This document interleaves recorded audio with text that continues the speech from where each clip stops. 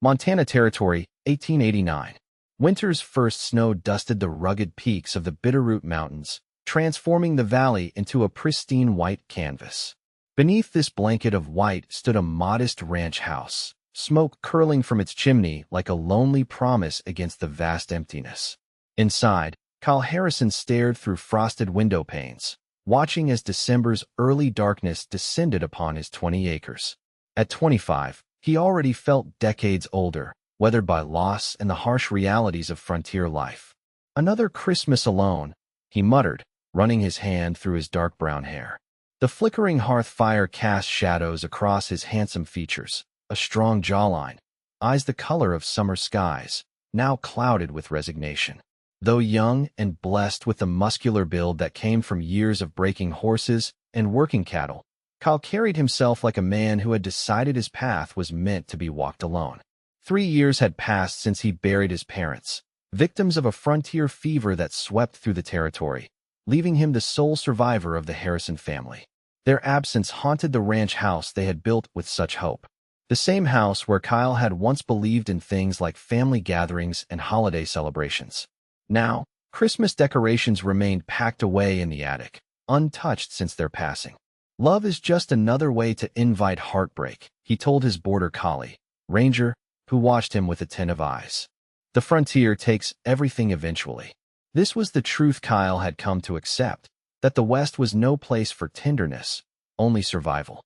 What he thought he wanted was simple: maintain the ranch, honor his parents' legacy, and keep to himself. Vulnerability was a luxury frontier men couldn't afford. Yet on nights like these, when the wind howled through the valley like a mournful ghost, Kyle felt the weight of his isolation. What he needed, though he'd never admit it, was someone to share the burden, to remind him that surviving wasn't the same as living. The following morning, Kyle rode into Silver Creek, the nearest town, 10 miles from his ranch. December had brought business that couldn't wait, supplies to purchase, cattle to sell before the passes grew impassable with snow. The town had transformed for Christmas, with pine boughs and red ribbons adorning storefronts. The sight only deepened his scowl. "Harrison," Sheriff Davis called out as Kyle tied his horse outside the general store. "Mail came in on yesterday's stage. Got something for you." Kyle nodded curtly, accepting the envelope with surprise. No one wrote to him anymore. Turning it over, he froze. The return address bore the name Caldwell, his mother's maiden name, from Boston. Inside the sheriff's office, Kyle read the letter with increasing disbelief. His mother's cousin had died, leaving behind a daughter who was now traveling west to claim her only inheritance, a share in the Harrison Ranch, bequeathed by Kyle's mother years ago without his knowledge.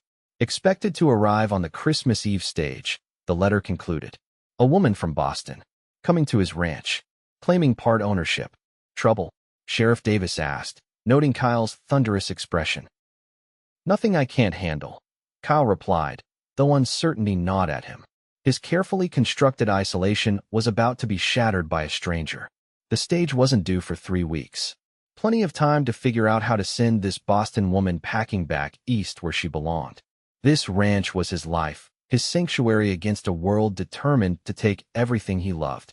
He wouldn't surrender it to some city woman who'd never mucked a stall or weathered a Montana winter. Yet as Kyle rode home through the gathering dusk, the lonely lights of his ranch house seemed to mock his conviction. For the first time in years, Christmas would bring something unexpected, something that directly challenged everything he believed about his solitary existence. The next 3 weeks passed in a flurry of activity as Kyle prepared for his unwanted visitor. He cleared out his mother's old sewing room, aired out linens, and found himself inexplicably repairing loose porch boards and painting shutters. "Just increasing the property value before I buy her out," he told himself, ignoring Ranger's skeptical look. On December 23rd, a fierce blizzard descended on Silver Creek Valley, burying the ranch under 2 feet of snow and blocking the mountain pass. Kyle felt a surge of guilty relief. The stage would never make it through. Christmas would pass, and perhaps this Boston woman would reconsider her journey altogether. Christmas Eve dawned clear and brilliant, the storm having exhausted itself overnight. Kyle was chopping wood when he heard it, the impossible sound of approaching hoofbeats crunching through fresh snow. Shielding his eyes against the glare, He made out a horse-drawn sleigh cutting across his property, leaving twin trails in the pristine white. The sleigh pulled up to his front porch, bells jingling with inappropriate cheer. The driver, Bill Thompson from the Silver Creek livery, tipped his hat. Special delivery, Harrison. Found her stranded at Jensen's Crossing when the stage couldn't get through. She hired me to bring her the rest of the way. From beneath the sleigh's heavy blankets emerged a vision that stopped Kyle's breath in his chest. Wrapped in a blue wool coat, a young woman with honey-blonde hair cascading from beneath her bonnet stepped carefully into the snow. Her cheeks were flushed from cold, her hazel eyes bright with determination despite obvious exhaustion. "Mr. Harrison?" Her voice carried the refined accent of the East, but there was steel beneath its gentle tone. "I'm Katherine Caldwell. I believe you received notice of my arrival." Kyle stood frozen, axe in hand, staring at the 22-year-old beauty who had materialized like an impossible Christmas apparition. "The pass was closed," he managed finally. "So I discovered." She smiled, revealing a dimple in her right cheek. "I walked the last 5 miles yesterday before the storm hit completely. Mr. Thompson was kind enough to fetch me this morning." "You walked? In a blizzard?" Kyle's disbelief was evident. "I promised my father I would reach the Harrison Ranch by Christmas." She straightened her spine. "Caldwells keep their promises, Mr. Harrison." Something inside Kyle shifted subtly, like ice beginning to crack under spring's first warmth. This woman, this Katherine, had crossed half a continent and walked through a Montana blizzard to reach his doorstep. Whatever he had expected, it wasn't this combination of refined beauty and frontier determination. As Bill Thompson unloaded Katherine's trunks, Kyle found himself inviting her inside, showing her to the prepared room, and watching in bewilderment as she transformed from travel-weary stranger to the most bewildering Christmas present he'd ever received. "I understand my arrival is unexpected," Katherine said that evening as they sat before the fire, steaming cups of coffee warming their hands. "But I hope we might come to an arrangement that benefits us both." "There's nothing to arrange," Kyle replied, more gruffly than he intended. "This ranch isn't for sharing. I'll buy out your portion." Katherine's eyes reflected the firelight as she studied him. "My father spoke often of his cousin Elizabeth, your mother. He said she was the bravest woman he knew, leaving Boston society to marry for love and build a life in the wilderness." She paused. "I'd like to understand what she saw in this place before I consider any offers." "The West isn't kind to dreamers, Miss Caldwell. Neither is Boston to women without fortune or marriage prospects," she replied evenly. "My father's investments failed before his death. This inheritance is all I have left." The revelation of her vulnerability should have given Kyle the leverage he needed. Instead, it awakened something protective in him that he'd thought long dead. "Stay through Christmas," he heard himself offer. "The pass won't clear for days anyway." That night, lying awake listening to the occasional creak of floorboards from the room across the hall, Kyle confronted an uncomfortable truth. Katherine Caldwell's arrival had disturbed more than his solitude. It had disturbed his conviction that he was better off alone. Christmas morning dawned bright and cold. Kyle rose early, tending to chores before his guest awakened. He found himself brushing his hair and changing his shirt before returning to the house, oddly anxious about the day ahead. Katherine was already in the kitchen, the smell of fresh coffee and biscuits filling the air. She had discovered his mother's old recipe book and somehow managed to create a Christmas breakfast from the limited supplies in his pantry. "Merry Christmas, Mr. Harrison," she said, pushing a small wrapped package across the table. "It isn't much, but I thought you might like it." Stunned, Kyle unwrapped the gift, a finely crafted leather journal with his initials embossed on the cover. "I noticed you keeping ranch accounts on scraps of paper," she explained. "My father always said proper records make for proper business." Kyle had no gift to offer in return, a realization that filled him with unexpected shame. "Thank you," he managed, running his fingers over the smooth leather. "I haven't celebrated Christmas in years." "Then we shall make this one memorable," Katherine declared, her smile illuminating the kitchen more brightly than the winter sun streaming through the windows. The day unfolded unlike any Kyle had experienced since his parents' deaths. Katherine insisted on decorating, finding pine boughs to hang, and fashioning simple ornaments from scraps of paper and ribbon from her trunks. She shared stories of Boston Christmases while Kyle, to his own surprise, found himself recounting holiday memories from his childhood. As evening approached, Katherine produced a small flask of brandy from her belongings. For medicinal purposes, she explained with a mischievous glint. But I think Christmas qualifies as a medical necessity after my journey. They toasted by firelight, and Kyle found himself studying her animated features as she described her journey west. The refined Boston lady had faced each frontier challenge with a resilience that both impressed and puzzled him. "Why did you really come here?" he asked finally. "You could have sold your share from Boston." Catherine's expression grew serious. "After Father died, I discovered letters from your mother to him, describing this place with such love.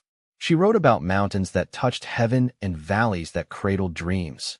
She looked around the simple ranch house. "I wanted to see it for myself before deciding my future." "And now that you've seen it?" Kyle asked, suddenly breathless. "I think I understand why she never returned east," Katherine replied softly.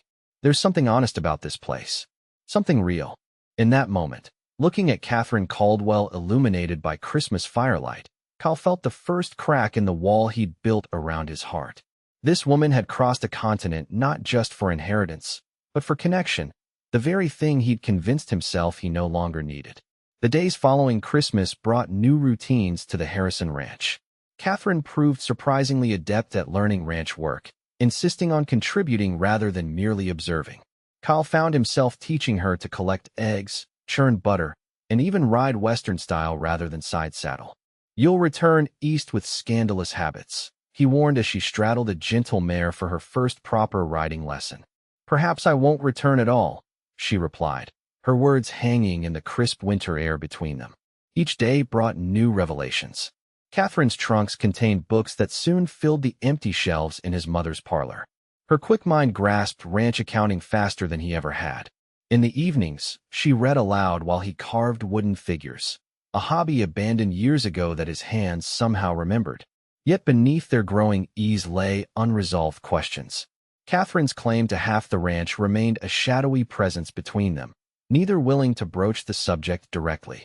Kyle found himself torn between his instinct to protect what was his and an increasingly powerful desire to ask her to stay, not as a business partner, but as something else entirely. January arrived with brutal cold that kept them largely housebound. During one particularly fierce storm, Kyle found Katherine in his mother's room, examining old photographs. "You favor her," Katherine said, holding up a daguerreotype of Elizabeth Harrison. "She had the same eyes." "I never knew she maintained contact with your father," Kyle admitted, sitting beside her on the cedar chest. "She never spoke of Boston. Yet she made sure I would have a place here if needed." Catherine's voice grew thoughtful. Perhaps she understood something about belonging that transcended east and west. Their eyes met, and Kyle felt something dangerous and wonderful building between them. Before he could speak, a tremendous crash from outside broke the moment. The barn roof had partially collapsed under the snow's weight. They worked through the night, saving livestock and shoring up the damaged structure. Kyle watched in amazement as Katherine, dressed in his old clothes, handed him tools and held lanterns steady without complaint. When dawn broke, exhausted and covered in snow and hay, they stumbled back to the house. "You're full of surprises, Boston," Kyle said, using the nickname that had somehow become affectionate rather than dismissive. "As are you, Cowboy," she returned, her smile transforming her tired face. "We make a good team." The words hung between them, full of possibility neither was ready to acknowledge. By mid-January, the pass cleared enough for mail delivery. A letter arrived for Katherine from her father's solicitor in Boston, requesting her immediate return to settle outstanding affairs. Kyle found her on the porch, clutching the letter, her expression troubled. "You're leaving," he stated, surprising himself with the hollowness in his voice. "I must," she replied, not meeting his eyes. "There are matters requiring my signature, decisions about father's remaining properties." Kyle nodded stiffly. "I'll take you to Silver Creek when the stage comes through next week." That night, alone in his room, Kyle confronted the truth he'd been avoiding. In just 3 weeks, Katherine Caldwell had dismantled the carefully constructed fortress around his heart. The prospect of returning to his solitary existence no longer felt like safety, it felt like punishment. The days before Catherine's departure passed in strained politeness. Kyle withdrew into himself, reinforcing his belief that attachment only led to pain. Katherine seemed equally reserved, spending hours writing letters and organizing her belongings. On the evening before her departure, Kyle found her in the barn, saying goodbye to the horses. She wore a simple blue dress that matched her eyes, her blonde hair falling in loose waves down her back. He'd never seen anything more beautiful or more heartbreaking. "I've been thinking about your inheritance," he said formally. "I'll have papers drawn up. You can maintain ownership from Boston, receive quarterly profits." Katherine turned to him, disappointment evident in her eyes. "Is that all the ranch means to you? Profits and papers? What else could it be?" Kyle challenged, though his heart hammered in his chest. "A home," she answered simply. "A place where people build lives together. I tried that once, having a family here. The frontier took them."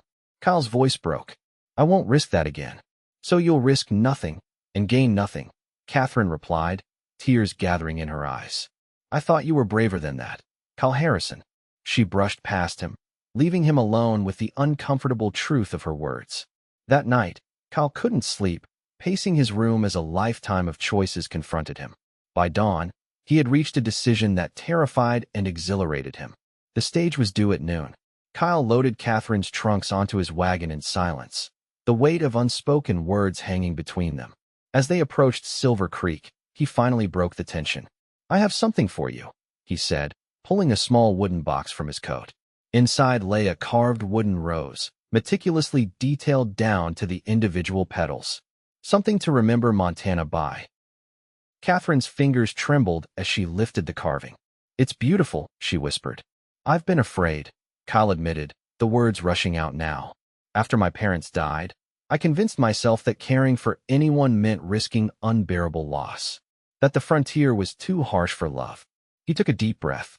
"But then you arrived, walking through a blizzard with your Boston boots and your unshakable determination." "Kyle, I don't want you to go," he continued. "Or if you must go, I want you to come back. Not because of inheritance or property rights, but because in 3 weeks you've brought more life to that ranch than it's seen in 3 years. Katherine's eyes widened. "What are you saying?" "I'm saying that loving someone doesn't make the frontier less dangerous, but it makes the danger worth facing," Kyle answered, taking her gloved hands in his.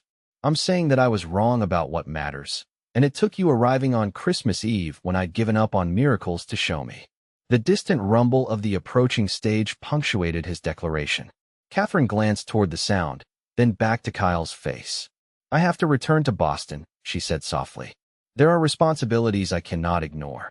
Kyle's heart sank, but he nodded. "I understand. But," she continued, squeezing his hands, "I'm not selling my share of the ranch. And I expect my partner to maintain it properly until I return."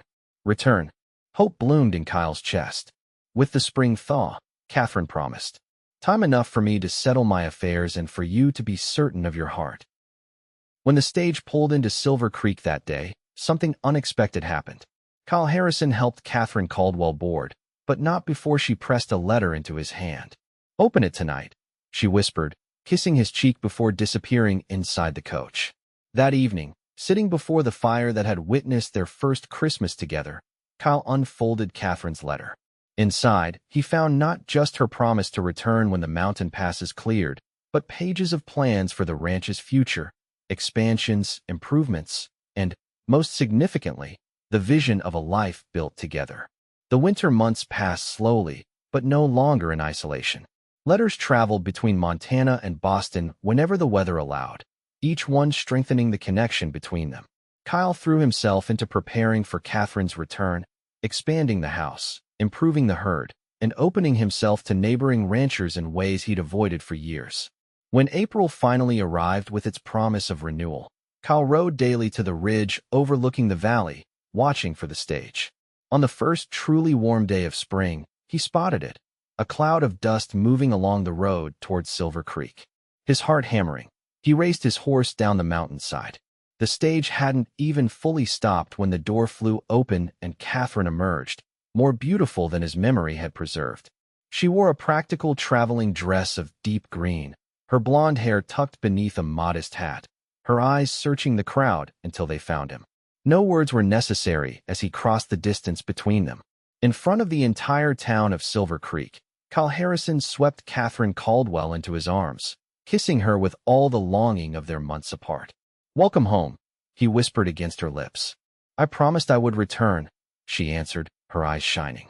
"Caldwells keep their promises, as do Harrisons," Kyle replied, taking a small box from his pocket and dropping to one knee before her. "I promise to spend every day proving that love belongs on the frontier, if you'll build that life with me." The wedding took place that June beneath the blooming apple trees Kyle's mother had planted years ago. The entire valley turned out to witness the union of the once reclusive rancher and his eastern bride. Sheriff Davis served as best man, commenting that he'd never seen such a transformation in a man as he had in Kyle Harrison since last Christmas Eve.